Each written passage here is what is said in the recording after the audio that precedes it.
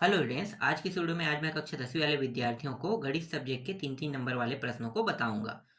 जैसे कि मैंने अंग्रेजी में बताया था ना, हिंदी में बताया था, तो वहां पे से भी प्रश्न है, वैसे ही इसमें भी आपको 100% देखने को मिलेगा। तो पहले ही मैंने 4 नंबर, 5 नंबर और 6 नंबर के प्रश्नों को बता दिया हूँ। अब बचे है आपका 3, 2, 1। तो 3 और 2 में कौन कौन सा प्रश्न पढ़ना है ये मैं बताने वाला हूँ 3-3 नंबर में। तो 3-3 नंबर में अध्याय वाइज बताऊंगा, टिक कर लेना। आपके परीक्षा बोर्ड परीक्षा सार में ये सारे प्रश्न मिल जाएगा। कौन कौन से प्रश्न पढ़ के जाना है, किस टाइप के प्रश्न आते हैं, पूरा मैं जानकारी दे दूंगा। 100% सेम टू सेम वैसा ही आएगा। तो देखो, ये अध्याय 15, ठीक है। यहाँ से आपको देखने को मिलेगा ठोस, पहले पाठ का नाम पढ़ ले, ठोस आकृतियों का पृष्ठीय क्षेत्रफल एवं आयतन। ठीक है, अब यहाँ पे देखो, सभी प्रश्नों को नहीं पढ़ना है। एक ही टाइप के अगर 3 प्रश्न है तो उनमें से एक को प्रैक्टिस करना है, क्योंकि एक ही टाइप के प्रश्न में से एक ही प्रश्न आएगा, बस मान बदल दे। जैसे कि देखो, पहला प्रश्न ये है, ये 2024 में आ गया, लेकिन इसके आने के चांसेस रिपीट है, इसलिए मैं दे रहा हूँ। 20 सेंटीमीटर ऊंचाई वाले एक लंबवृत्त बेलन के आधार की परिधि 44 सेंटीमीटर, बेलन का वक्रपृष्ठ ज्ञात कीजिए। अब यहाँ पे 20 को मैं 10 कर दूंगा, इसको 88 कर दूंगा, इसको 30 करके इसे 66 कर दूंगा। तो प्रश्न बनेगा कि नहीं, बस मान को बदलना है। जहाँ पे 20 रहेगा वहां पे 10 करना है ना। और जहाँ पे 88 दिया है, वहां जहाँ पे 44 दिया वहां पे 88। बाकी सब चीज सेम रहेगा ना। देखो, ये 2 पाई आर तो सूत्र है, 44 की जगह 88 आ जाएगा। तो मतलब मान बदलने पर बस उनके मानों को बदलना है, बाकी सब सेम रहेगा कि नहीं, रहेगा ना। तो एक प्रश्न ये हो गया। ठीक है, टाइप ध्यान देना, टाइप ज्यादा मायने रखता है। ये जो प्रश्न है ये 2024 के सन में आया है, इसका मतलब ये है कि इसके चांसेस बहुत कम है। फिर भी एक प्रश्न देखना ही है, मान बदल के। जो गणित सब्जेक्ट है 2 नंबर 3 नंबर में हमेशा मान बदल के प्रश्न आते हैं, 2 और 3 में। बड़े प्रश्नों में बिल्कुल भी ऐसा नहीं होता, छोटे में होता है। तो ये हो गया एक। ठीक है, और है इसमें, लेकिन आपको और नहीं बताऊंगा, एक काफी है। ठीक है, टाइप याद रखना, टाइप से ही प्रश्न आते हैं इसमें। दूसरा प्रश्न ये है, दूसरा प्रश्न देख लेता हूँ। हाँ, एक बेलन के आधार का क्षेत्रफल 154 वर्ग सेंटीमीटर और ऊंचाई 10 सेंटीमीटर, बेलन के आयतन ज्ञात कीजिए। तो बेलन का क्या ज्ञात करना है या आयतन ज्ञात करना है, ये आपका दूसरा टाइप का प्रश्न है। ठीक है, टाइप याद रखना। अभी मैंने कितना प्रश्न बताया, एक, और ये दूसरा प्रश्न है, समझो। ठीक है, तो इसको अच्छे से तैयार कर लेना। तो बेलन के जो आयतन का क्षेत्रफल, इसका सूत्र याद रखना। ठीक है, तो जो जो प्रश्न है उनको अच्छे से देखना। इसका ज्ञात करने के लिए क्या क्या पूछेगा, बेलन के आयतन, बेलन के वक्र पृष्ठ का क्षेत्रफल, और क्या पूछ सकता है, बेलन का क्षेत्रफल। देखो, वक्र पृष्ठ अलग होता है, क्षेत्रफल अलग होता है ना। तो यही 2-3 चीज बस पूछेगा। तो एक ये हो गया। चलो अब आगे देखो, इसके बाद ये है तीसरा, गोले से संबंधित। 3 नंबर का है, तीसरा है, एक गोले का व्यास 14 सेंटीमीटर है, पृष्ठीय क्षेत्रफल ज्ञात कीजिए। ठीक है, एक प्रश्न बस इससे देखना है, अच्छे से तैयार कर लेना, चाहे आपको रटना पड़े, कुछ भी करना पड़े, देख लेना। यहाँ पे अगर मैं मान बदल देता हूँ, ध्यान दो ना, ध्यान देना, मान यहाँ पे मैं कितना दे देता हूँ, 21 दे देता हूँ। ठीक है, मान को 21 दे, तो बनेगा कि नहीं, बन जाएगा ना, मान बस को बदल रहा हूँ। यही खेल है इस गणित विषय में। तो गणित विषय में खेल से ही पूरा प्रश्न बनेगा। ठीक है, और ये बता रहा हूँ, ये सब एकदम इंपॉर्टेंट प्रश्न है। इसके बाद देखो, एक प्रश्न ये है। ठीक है, पहले ही मैंने इन सारे प्रश्नों को हल करके पहले ही बता दिया ना, पहले ही कि कौन कौन सा प्रश्न आएगा। लाइव सेशन में पूरा वीडियो है, सॉल्यूशन के साथ है, ये भी आपको पता है, इन सभी का सॉल्यूशन है, कैसे बनना है, कैसे बनाना है। टाइम होगा तो लाइव लाइव सेशन में जाना और लाइव सेशन के वीडियो को प्ले कर करके देखना। जो भी प्रश्न समझ में आए, देखो जितना इंपॉर्टेंट प्रश्न है पूरा बता दें, पूरा का पूरा, और बहुत ज्यादा नहीं बताया, पूरा समझा समझा के बताएं कि एक एक ठो, तो तुम लोगों से बन जाएगा। तो ये प्रश्न हो गया।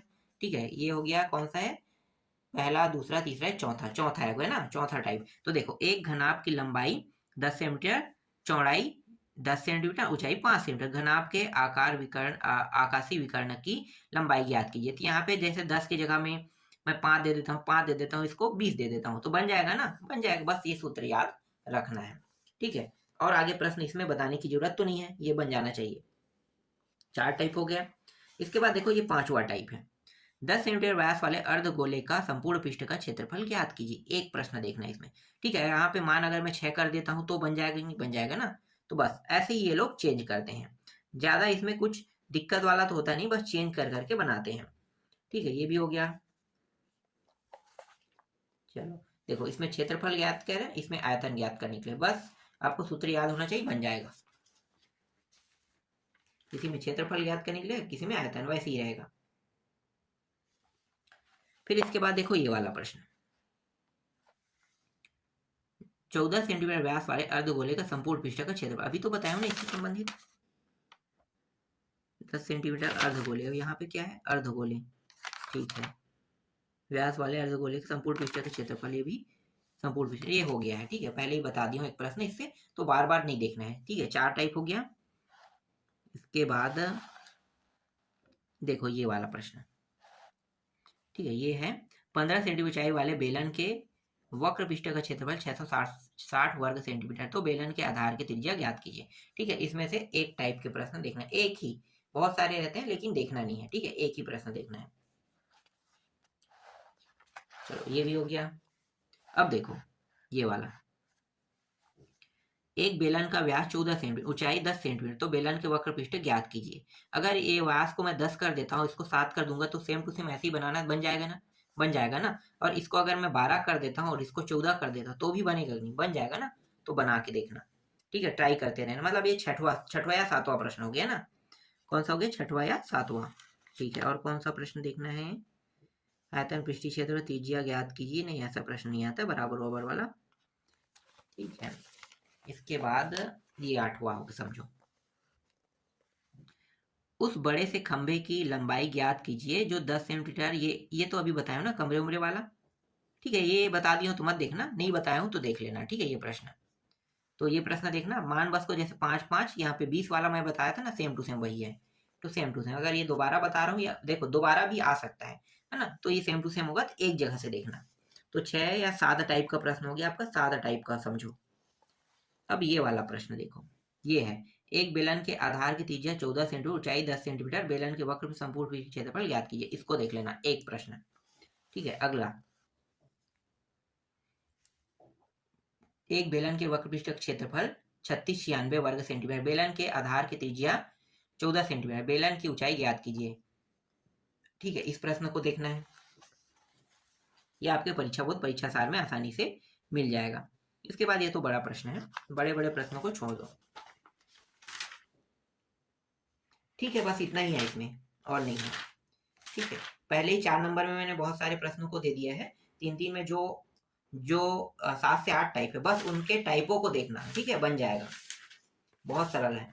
फिर आते हैं अध्याय 14 पे, देखो गणितीय कथनों की जांच, गणितीय कथनों की जांच वाले जो प्रश्न है वो अक्सर बाहर से रहता है, बहुत कम चांस रहता है कि ये परीक्षा बोर्ड में मिल जाए, परीक्षा बोर्ड परीक्षा सार से नहीं रहता है। फिर भी मैं आपको दे रहा हूँ, टाइप जो रहेगा वो सेम रहेगा। तो ये प्रश्न रहेगा 3 नंबर में, है ना, एक ये, दूसरा ये, तीसरा प्रश्न इसको भी देखना है, चौथा को भी देखना है, ठीक है। चौथा प्रश्न, पांचवा प्रश्न, और ये तो 2024 में आ चुका है, तो जो 2024 में आया वो तो आएगा नहीं, ठीक है। छठवा फिर भी देख लेना, सातवां, अक्सर यहाँ से जो प्रश्न आते हैं वो बाहर से आता है, तो इस अध्याय को आप चाहो तो छोड़ सकते हो, पर छोड़ना नहीं है, ठीक है। पहले ही मैंने इसे बता दिया है कि कैसे बनाना है, तो छोड़ना नहीं है, ठीक है। ये एक प्रश्न ये है, ठीक है। 8 9 प्रश्न ही बताऊंगा मैं, इसमें ज्यादा नहीं बताऊंगा, 8 9 और है क्या, बस 9 10 प्रश्न है। ये एक प्रश्न ये हो गया, ठीक है, ये वाला देखना 3 नंबर में, और ये आपका अंतिम प्रश्न, बस इतना ही देखना है, 8 9 प्रश्न है। और जो 2024 के सन में है उसको तुम छोड़ सकते हो, उसके आने के चांसेस कम रहता है, ठीक है। और ये जो अध्याय है ये समझ में नहीं आया, गणित की कथनों की जांच, तो लाइव सेशन में जाके इसे समझ लेना, मैंने पूरा डिटेल में इसे समझा दिया है, कैसे बनता है, कैसे आता है, कैसे बनाना है, ठीक है। ये भी हो गया। 14 के बाद अगला जो अध्याय रहेगा आपका बीजगणितीय वाले टॉपिक में ना, तो अध्याय देखो, यहाँ से जो प्रश्न है अध्याय 1 से लेके 5 तक के रहेगा, उसमें 2 प्रश्न 2 अंक के और 2 प्रश्न 3 अंक के आएगा।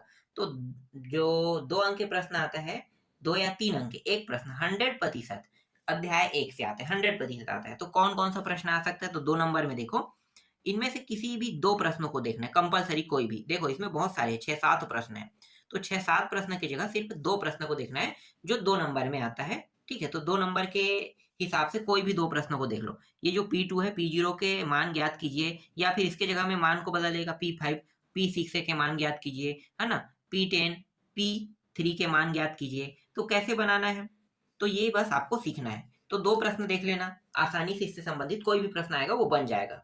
ठीक है, तो एक टाइप ये हो गया। देखो गुणनखंड इस तरीके से gx और px दिया है। देखो gx का मान इतना और px का मान दिया है।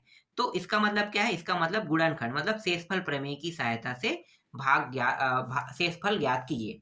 किसकी सहायता से, शेषफल प्रमेय की। गुणनखंड देखो ध्यान देना, ये गुणनखंड है बताएगा या फिर शेषफल प्रमेय की सहायता से कहेगा, ये दोनों एक ही है, अलग मत समझना। ठीक है, तो इससे एक प्रश्न बना के देखना, एक प्रश्न, 2 देखना, एक मत देखना। एक ये हो गया और एक ये हो गया, 2 प्रश्न। तो आपको अच्छे से समझ में आ जाएगा कि कैसे बनाया जाता है। ठीक है, तो 2 प्रश्न यहाँ से प्रैक्टिस हो गया, मतलब 2 टाइप मैंने बता दिया, समझो। ठीक है, गुणनखंड से बहुत सारे प्रश्न तुम्हें देखने को मिलेगा। तो गुणनखंड के सभी प्रश्नों को देखना नहीं है। ठीक है, अब चाहो तो देख सकते हो। देखो ये है गुणनखंड है, मतलब ये भी शेषफल प्रमेय, देखो सेम टू सेम हल होगा। जो दूसरा टाइप है उसी का टाइप का हिस्सा है ये, और यहाँ भी गुणनखंड का, ये भी उसी के टाइप का हिस्सा है। तो टाइप का सेम हिस्से वाले को आपको नहीं पढ़ना है। अब देखो ये एक अलग प्रश्न है, गुणनखंड कीजिए। सिर्फ इसमें एक मान दिया रहेगा, बहुपद दिया रहेगा, इस बहुपद के मध्य पद को तोड़कर 2 भागों में मतलब विभाजित करके गुणनखंड करना है इस तरीके से। तो इससे एक प्रश्न को देखना है। ठीक है, ये तो नहीं आएगा, जो आया है वो कभी भी नहीं आता है, तो ये प्रश्न तो नहीं आएगा। तो इससे गुणनखंड लेकिन हमें सीखना है। तो यहाँ से ना सीख के ना अध्याय 3 से सीख लेना। ठीक है, इन दोनों को छोड़ देना, अध्याय 3 वाले देखेंगे। तो अभी 2 ही टाइप के प्रश्न मैंने बताया, बस उन्हीं को फोकस करो। अब 2 टाइप में देखो, यहाँ पे भाजक दिया है, भागफल दिया और शेषफल दिया है।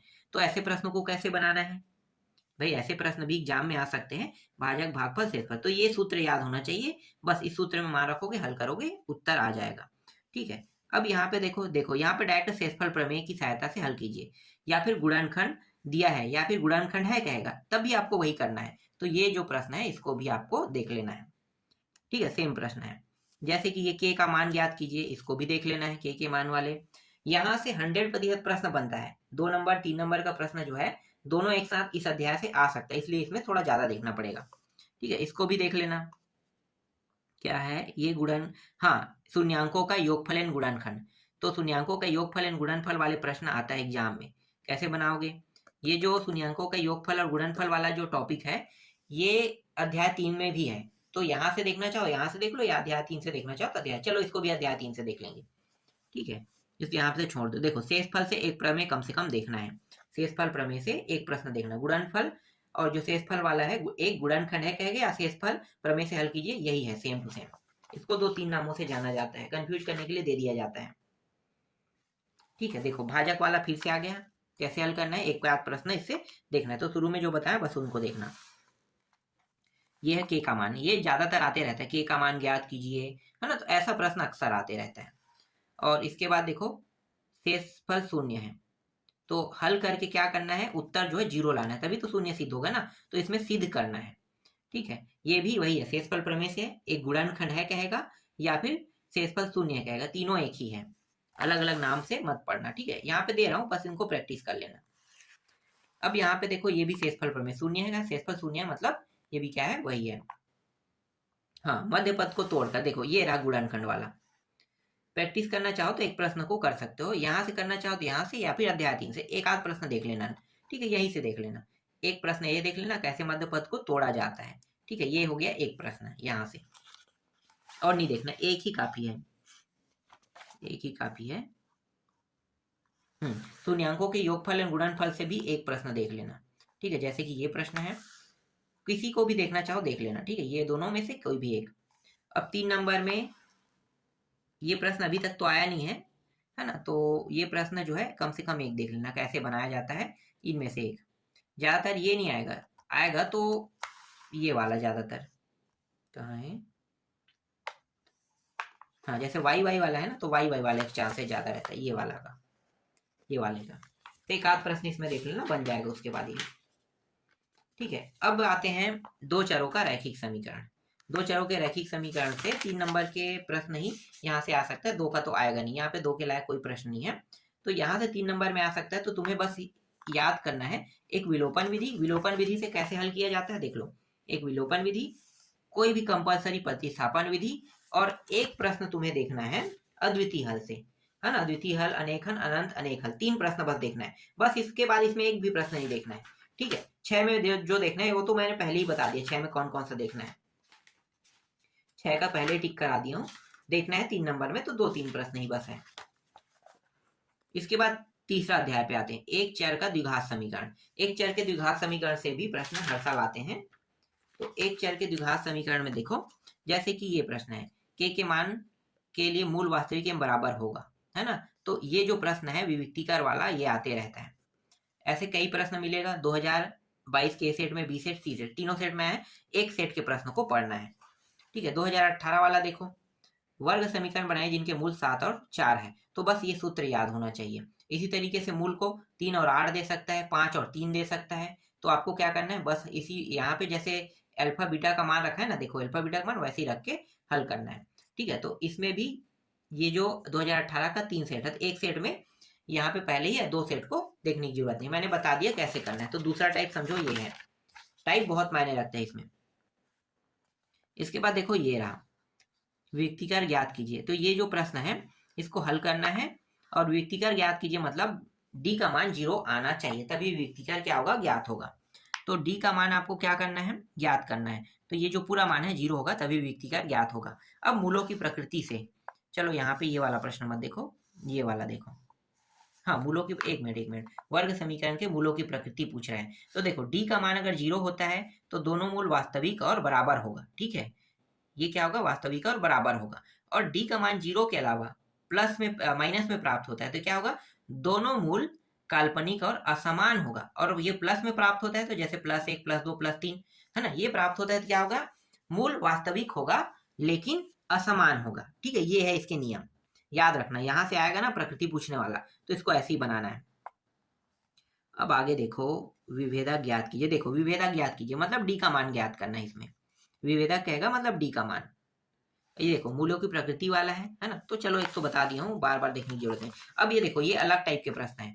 इस बार क्या है, मूलों का योगफल व गुणनफल दिया है। देखो मूल नहीं दिया है, मूल अलग होता है ना। मूल में 2 मान रहेगा, यहाँ भी 2 मान है, लेकिन ये मूलों का योगफल है और मूलों का गुणनफल है। तो इसमें क्या करना है, डायरेक्ट ना, ये जो मूलों का योगफल है मतलब -4 और गुणनफल है मतलब -12, सीधा यहाँ पे रख देना है।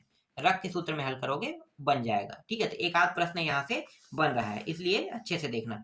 जैसे कि यहाँ पे देखो, मूलों का योगफल 5 है, मूलों का गुणनफल 6 है। तो कैसे बनाना है, समझ में आ गया, यहाँ पे है, इसको प्रैक्टिस कर लेना। इसमें टाइप बहुत मायने रखता है, 2 नंबर 3 नंबर में प्रश्न बदल सकता है, लेकिन टाइप, हल करने के टाइप नहीं बदलेगा।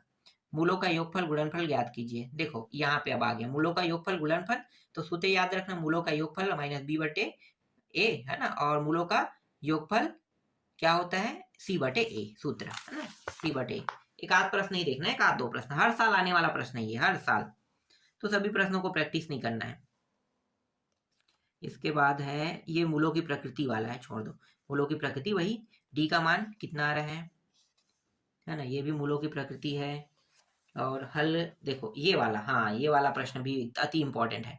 x वर्ग -11, इसी तरीके से x वर्ग -10, x वर्ग -9 x, इस तरीके से रहेगा प्रश्न। तो आपको हल करना है, ये एक प्रकार के गुणनखंड है समझो। तो इसी तरीके से मान बदल बदल के देते रहता है। इसके बाद देखो मूलों की प्रकृति से एक प्रश्न ये आया हुआ है, वही काल्पनिक का समान समान वाला मैंने बता दिया है। प्लस में क्या होता है और 0 में क्या लिखना है ना। तो यही चीज बस आपको याद रखना है। ये भी वैसे ही, इसको नहीं देखना है, 2024 वाला, 2024 वाला भी नहीं देखना है। इसके बाद ये कौन सा है, मूलों का योगफल गुणनफल, भाई ये तो हो गया है, बार बार नहीं देखेंगे, वही वही प्रश्न रिपीट हो रहा है, रिपीट में टाइम वेस्ट होगा, है ना, कितना पढ़ोगे। हाँ, गुणनखंड, एक प्रश्न गुणनखंड से देख लेना, एक वहां से देख लेना। यहाँ पे देखो आगे में 6 लगा है, तो पहले, इससे पहले वाले के x वर्ग प्लस 7x प्लस 2 बस है समझो, और इसमें यहाँ पे 6 लगा है, तो इसके जो तरीके हैं वो थोड़ा सा चेंज रहेगा। बस एक देखना है, यहाँ से हो गया, बस इतने ही प्रश्नों को देखना है। इसके बाद वर्ग समीकरण का पूर्ण वर्ग विधि से हल कीजिए। पूर्ण वर्ग विधि आ सकता है, छोड़ दो पूर्ण वर्ग विधि का, जितना ज्यादा पढ़ोगे उतना ज्यादा टाइम वेस्ट होगा, है ना। और ज्यादा प्रश्न देने से कोई मतलब नहीं, जो आता नहीं उसको देने से कोई मतलब नहीं। देखो समांतर श्रेणी, समांतर श्रेणी से भी बहुत सरल सरल प्रश्न आते हैं, 2 ही 3 प्रश्न आते हैं, 2 ही 3 टाइप के। जैसे कि योगफल ज्ञात कीजिए, इस तरीके से संख्या दिया जाएगा, योगफल ज्ञात कीजिए, सूत्र याद होना चाहिए, रख देना। ठीक है, ये भी सेम टू सेम है, वैसी है। यहाँ भी योगफल ज्ञात करना है तो सेम टू सेम है। तो एक आध दो प्रश्न यहाँ से देखना, ठीक है, दो के अलावा नहीं देखना है। इसके बाद है देखो, इस तरीके से समांतर श्रेणी का पद दिया रहेगा, 10वां पद ज्ञात कीजिए कहेगा, तो 10वां पद कैसे निकालोगे तो देख सकते हो। ठीक है, एक आध दो प्रश्न देखना है बस। समांतर श्रेणी देखो, जैसे कि यहाँ पे समांतर श्रेणी का श्रेणी पद दिया है, 40वां पद में कौन समान बैठा है बस निकालना है। तो जब समांतर श्रेणी का ये जो सूत्र है वो लगाओगे, हल हो जाएगा। इसमें सिर्फ दो ही सूत्र उपयोग में आने वाला है, एक तो योगफल का, एक समांतर श्रेणी का। दोनों सूत्र याद रखोगे तो आसानी से बन जाएगा। ठीक है, और भी प्रश्न है, अब दिखाने की जरूरत तो नहीं है, सेम टू सेम है। जैसे कि ये भी समांतर श्रेणी वाला है, 10वां पद ज्ञात कीजिए कह रहा है, तो बन जाएगा, है ना, सेम है, उसको नहीं पढ़ना है। देखो ये ऐसा प्रश्न पूछा जाता है, कौन सा पद शून्य है, तो शून्य शून्य जो है कौन से पद में बैठा हुआ है, तो देखो जब हल करते जाओगे तो कौन सा पद निकलेगा, 10वां पद। तो ऐसे रहता है। और यहाँ पे अगर पद का मान दिए दे, यहाँ पे दे दिए, जैसे 0 दिया है, ये पद का मान है, वैसे ही यहाँ पे 50, 60, 70 भी दे सकता है। तो उसी पद के मान को बताना है कि कौन से पद में बैठा है, n का मान निकाल के। एक प्रश्न ये देख लेना, है ना, 4x प्लस समांतर माध्य है। समांतर माध्य का सूत्र ये है, a और b, इसको a और इसको b मान लो, इसको अपान 2 से भाग दोगे तो उत्तर आ जाएगा। तो इस तरीके से रहेगा समांतर जो माध्य वाला वैसी बनेगा। इसके बाद समांतर श्रेणी 5 1 माइनस 3 के 17 पदों का योगफल ज्ञात कीजिए। ये हाँ कोई बड़ी बात नहीं, 17 पदों का योगफल सूत्र लगाना है बस। ये चाहो तो एक आध प्रश्न इसको प्रैक्टिस कर लेना। ठीक है, ये सेम है शुरू वाला, बस यहाँ पे प्लस प्लस नहीं दिया है, प्लस ना देके ये क्या कर दिया है, इसमें सभी प्लस है, समझो योगफल मतलब जोड़ना है तो जोड़ रहा है, तो ये सेम टू सेम पहला जैसे है, बस इसको अलग तरीके से दे दिया है। तो चलो इसको हटा देते हैं, वैसे ही बनेगा। हाँ, ये समांतर श्रेणी का अंतिम पद देखो ऐसे आते हैं, समांतर श्रेणी का अंतिम पद 218 पदों की संख्या ज्ञात कीजिए। तो भैया जो शून्य वाला था ना, इसके जगह में अगर मैं शून्य कर दूंगा कौन से पद में बैठा है, और 218 कौन से पद में बैठा है, तो सेम टू सेम बनेगा ना, तो वैसे ही बनना है। इसको भी प्रैक्टिस कर लेना। और ये क्या प्रैक्टिस करने लायक, 2023 में ये दोनों प्रश्न आया है, देखना चाहो तो देख लेना। ठीक है, कैसे बनेगा, 3 प्रश्न है, A B C, बस इतने टाइप से ज्यादा प्रश्न नहीं आएगा। अब आते हैं अनुपात एवं समानुपात, सबसे सरल अध्याय मैं मानता हूँ अनुपात एवं समानुपात। तो एक तो है देखो, x का मान ज्ञात कीजिए, इस टाइप के प्रश्न एग्जाम में आएगा। ठीक है, 3 टाइप में एक टाइप हो गया। चतुर्थानुपाती पूछ देगा, ठीक है, मध्यानुपाती पूछ देगा, इसको प्रैक्टिस करना, तृतीयानुपाती पूछ देगा। ठीक है, कैसे बनाना है बस देखना है तुम्हें। और 2024 में कुछ इस टाइप के प्रश्न आया था, देख लो, इसमें से एक को प्रैक्टिस कर लेना। आएगा नहीं ये प्रश्न, प्रैक्टिस कर लेना। ठीक है, ये आने वाला प्रश्न नहीं है।